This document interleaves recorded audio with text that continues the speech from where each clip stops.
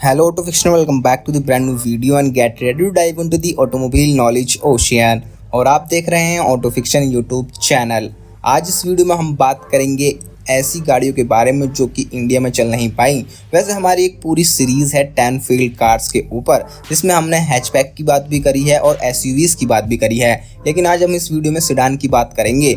वैसे अभी कुछ सालों से ही एसयूवीज़ और कॉम्पैक्ट एसयूवी ज़्यादा ट्रेंड में चल रही हैं और हर बंदा उनको खरीदना चाहता है, लेकिन उससे पहले की बात करें तो सेडान वो कैटेगरी होती थी जो कि बंदा खरीदना चाहता था और सेडान ही अपने रास्तों पर यानी अपनी स्ट्रीट्स पर राज करती थी। उसकी वजह से ओवरशैडो हो चुकी है सेडान की लेगेसी, लेकिन अभी भी इस कैटेगरी में कुछ कार्स हैं जैसे होंडा सिटी और हुंडई की वर्ना, जो कि अभी भी अपनी शेयर ऑफ मार्केट में डोमिनेंस बनाए हुए हैं इंडिया के अंदर। और अगर बात करें वैसे सेडान का सेगमेंट की, तो सेडान एक ऐसा सेगमेंट है जो कि एक स्टेटस सिंबल के तौर पर यूज़ करा जाता है और बहुत सारे कस्टमर्स की पॉपुलर चॉइस भी होती है और ये खुद की डिज़ायर होती है और ओपिनियन चॉइस होता है कि उन्हें एक सेडान खरीदनी है, हैचबैक या एसयूवी।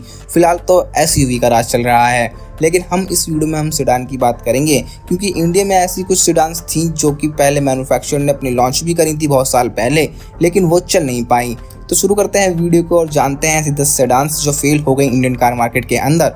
तो ऑटो फिक्शन को सब्सक्राइब कर लीजिए ऐसी ही अमेजिंग वीडियोस देखते रहने के लिए बेल आइकन के साथ। So welcome to auto fiction.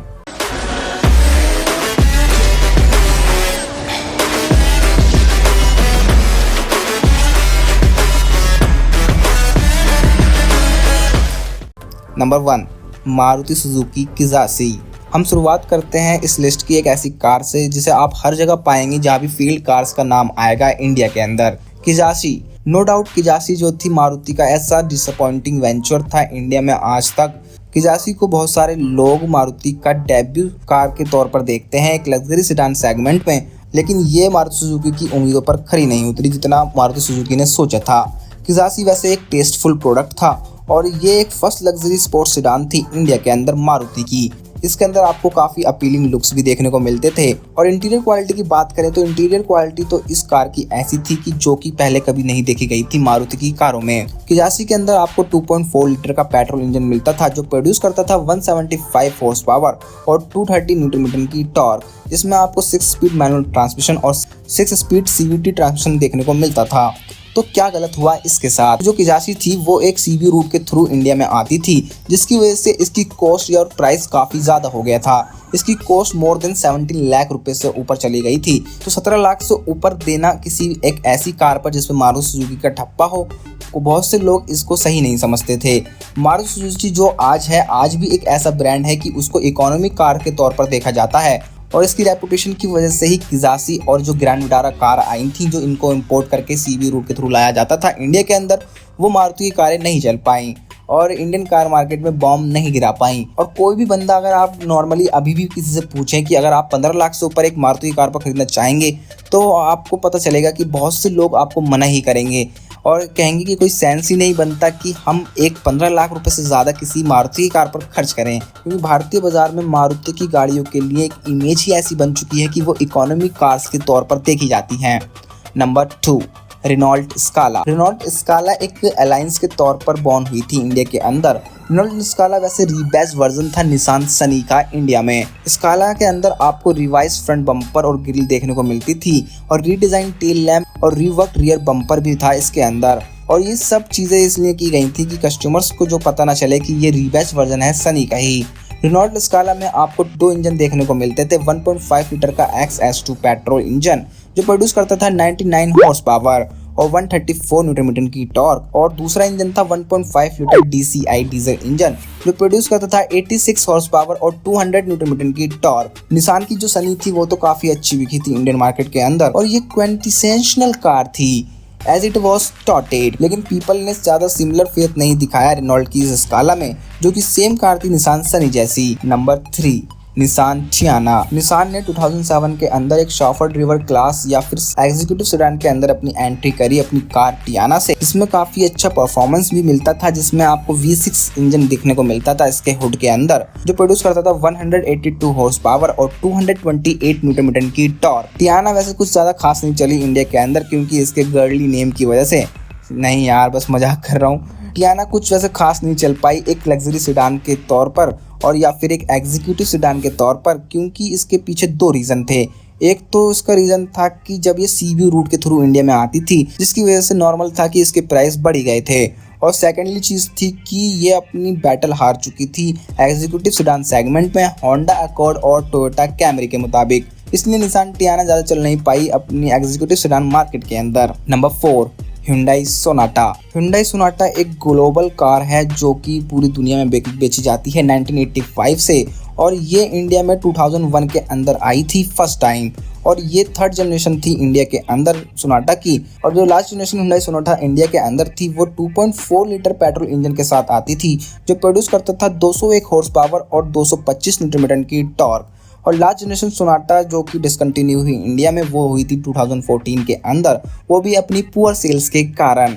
Hyundai एक ऐसा अनदर ब्रांड है जिसकी लग्जरी ऑफरिंग ज़्यादा चली नहीं इंडिया के अंदर। उन लोगों ने इतनी एंथुसियाज्म से नहीं देखा उसके लग्जरी कार्स को, बस उसी तरह से जैसे मारुति के साथ हुआ था। इसलिए सोनाटा जो कि आज एक अच्छी लग्जरी कार है, अगर 2021 की सोनाटा को देखें तो वो काफ़ी लग्जरियस है और काफ़ी एग्जीक्यूटिव सेडान में आती है, लेकिन वो इंडिया में पहले ही डिसकंटिन्यू हो चुकी है। Number 5, Ford Mondeo. Ford India ने भी अपना एग्जीक्यूटिव सेडान सेगमेंट में हाथ आजमाया था 2002 के अंदर अपनी मोंडेओ से, और ये एक अनदर ग्लोबल कार थी जो कि काफ़ी नाम बना चुकी थी बाहर, लेकिन इंडिया में इतनी फेमस नहीं हो पाई। मोंडेओ एक मैकेनिकली परफॉर्मेंस ओरिएंटेड कार थी, और इसमें आपको ग्रेट ड्राइविंग डायनेमिक्स भी मिलती थी, और इसमें कुछ ऐसे फीचर्स भी मिलते थे जो उस समय के हिसाब से काफ़ी आगे थे। और मोंडेओ में आपको 142 हॉर्स पावर मिलती थी पेट्रोल मोटर में, और 128 हॉर्स पावर मिलती थी डीजल इंजन में। और इसके पीछे भी रीज़न यही था कि ये फेमस नहीं हो पाई या चल नहीं पाई इंडिया के अंदर, या फेल होकर रह गई। एक तो इसका प्राइस जो कि ये सीबीयू रूट के थ्रू इंडिया में आती थी, दूसरा ये कि ये कॉम्पिटिटर्स जैसे कि होंडा अकॉर्ड और टोयोटा कैमरी से कॉम्पीट नहीं कर पाई। इसी वजह से चाहे इसमें कितने भी न्यू फीचर्स आते थे जो उस समय के हिसाब से बहुत आगे थे, फिर भी ये एक फेल सेडान होकर रह गई इंडिया में। नंबर 6, ओपल वेक्ट्रा। एक जर्मन ऑटोमोबाइल कंपनी जो कि एक American car giant general motor के अंदर आती थी। ओपेल वैसे कोई ज़्यादा सक्सेसफुल नहीं हो पाया है इंडिया के अंदर, क्योंकि ये 10 साल तक ही रहा। 2006 में ये पूरा शट डाउन हो गई थी कंपनी, और इस ब्रांड के अंदर आपको 3 कारें मिलती थी इंडिया के अंदर, जिसका नाम था एस्ट्रा, कॉर्सा और वेक्ट्रा। इन तीनों कारों में से सबसे ज़्यादा जिनको बारे में आपको पता नहीं होगा वो होगा वेक्ट्रा। वेक्ट्रा एक ऐसी कार थी जिसे बहुत कम लोग जानते हैं, और बहुत से लोगों को पता ही नहीं होगा कि ये एग्जिस्ट भी करती थी इंडिया के अंदर। ये एक डी सेगमेंट की सीडान थी जो कि अपने समय से काफ़ी आगे थी उस समय जब ये लॉन्च हुई थी 2003 के अंदर। और इसके अंदर आपको स्ट्रॉन्ग इंजन मिलता था जो प्रोड्यूस करता था 145 हॉर्स पावर और 203 न्यूटन मीटर की टॉर्क, और ये उस ज़माने में उस समय के अंदर 200 किलोमीटर पर आवर की स्पीड से ऊपर चली जाती थी, जो कि काफ़ी बिग डील थी उस समय के हिसाब से। तो इस सेडान के फेल होने के पीछे क्या राज था? ओपेल की गाड़ियाँ फेल इसलिए हुई क्योंकि इसका पुअर आफ्टर सेल्स नेटवर्क था, और इसकी कार्स काफ़ी एक्सपेंसिव थी इसकी कंपटीशन से। और वैसे भी इंडियंस ने कुछ ज़्यादा फेथ नहीं दिखाया इस न्यूली ब्रांड के ऊपर, और इन सब चीज़ों की वजह से ही ओपेल की वेक्ट्रा फेल होकर रह गई इंडिया के अंदर, और ओपेल ने अपनी सिर्फ 500 यूनिट ही बेची थी वेक्ट्रा की। Number 7, Chevrolet Avio. एक और जनरल मोटर की ऑफरिंग इंडिया के अंदर जो कि अपना नाम नहीं बना पाई इंडियन मार्केट के अंदर। ये लॉन्च हुई थी 2006 में शेवरले द्वारा। हाँ जी, हम बात कर रहे हैं शेवरले एवियो की, और शेवरले एवियो एक सी सेगमेंट की सेडान थी, और ये सेडान 2 इंजन ऑप्शन के साथ आती थी जिसमें 1.4 लीटर और 1.6 लीटर पेट्रोल इंजन थे, यानी दोनों इंजन पेट्रोल ही थे, और इसकी स्टार्टिंग प्राइस थी 5.47 लाख। और सबसे बड़ा रीज़न जो था इसके फेल होने का वो था कि इसमें आपको डीजल इंजन नहीं मिलता था, क्योंकि उस समय डीजल इंजन का काफ़ी ट्रेंड चल रहा था। इसी वजह से ये ज़्यादा चल नहीं पाई और फेल होकर रह गई इंडियन मार्केट के अंदर। और इसकी सेम जैसी कार फोर्ड फिएस्टा जो कि डीजल इंजन के साथ आती थी, वो उसने अच्छे खासा चांस बना लिया मार्केट के अंदर, और एवियो फीकी पड़ गई उसके सामने। और शेवरले एवियो के फेल होने का रीज़न एक ये भी था कि इसकी हाई मेंटेनेंस थी। नंबर 8, महिंद्रा रेनॉल्ट लोगन। लोगन वो एक ऐसा प्रोडक्ट था जो कि कलेक्टिव गोल था महिंद्रा और रेनॉल्ट की अलायंस का, और इन्होंने दोनों ने साथ मिलकर एक ऐसी गाड़ी बनाई थी, यानी कि मोस्ट रिलायबल और अफोर्डेबल कार बनाने की सोची थी इंडिया में।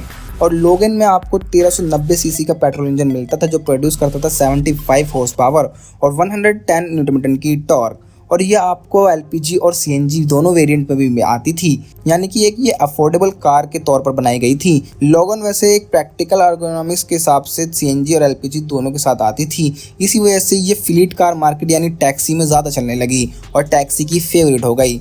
और इसी वजह से कि जो आम लोग थे उन्होंने इसको खरीदना बंद कर दिया, क्योंकि जब एक बार कार टैक्सी के लिए प्रेफर हो जाए तो लोग इसको टैक्सी के तौर पर ही देखने लगते हैं, चाहे ये आपकी पर्सनल कार हो।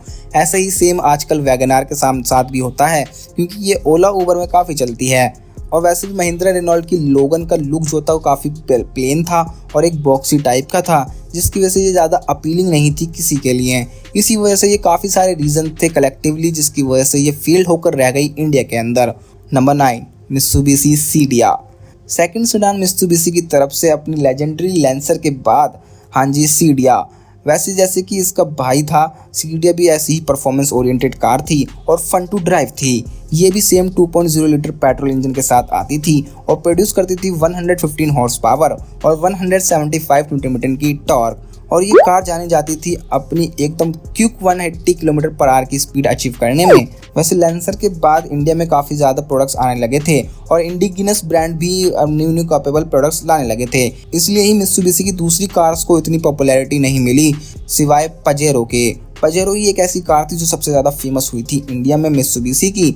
इसी वजह से इतनी बेस्ट हाई परफॉर्मेंस कार सीडिया भी फेल होकर रह गई इंडियन मार्केट के अंदर। नंबर 10, टाटा इंडिगो मांजा। इंडियन ऑटोमेकर टाटा मोटर्स ने एक मोर प्रीमियम वर्जन निकाला अपनी इंडिगो का in the shape of Indigo मांजा, और ये 2010 में लॉन्च हुई थी। और ये मिड साइज सिडान सेगमेंट जो टाटा ने निकाला था वो कॉम्पीट करने के लिए निकाला था होंडा सिटी और हुंडई की वर्ना से, जो कि उस समय मार्केट लीडर हुआ करती थी इस सेगमेंट में, बल्कि आज भी मार्केट लीडर ही हैं।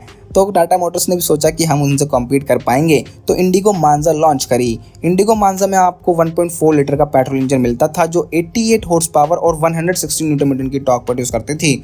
और ये आती थी 1248 सीसी के डीजल इंजन के साथ भी, जो प्रोड्यूस करता था 88 हॉर्स पावर और 200 न्यूटन मीटर की टॉर्क। लेकिन इन सब चीज़ों के होने की वजह से भी इंडिगो मांजा नहीं फेमस हो पाई, बल्कि एक फील्ड कार होकर रह गई। तो यही थी आज की 10 फील्ड सेडान्स जो फेमस हो नहीं पाई इंडिया के अंदर और एक फील्ड कार की तरह रह गई इंडिया में। तो आज की वीडियो में इतना ही। आशा करता हूँ आपको वीडियो पसंद आई होगी, तो वीडियो को लाइक करें और शेयर करें अपने दोस्तों में, और चैनल को सब्सक्राइब कर लीजिए ऐसी ही अमेजिंग वीडियोस देखते रहने के लिए बेल आइकन के साथ। Thanks for watching.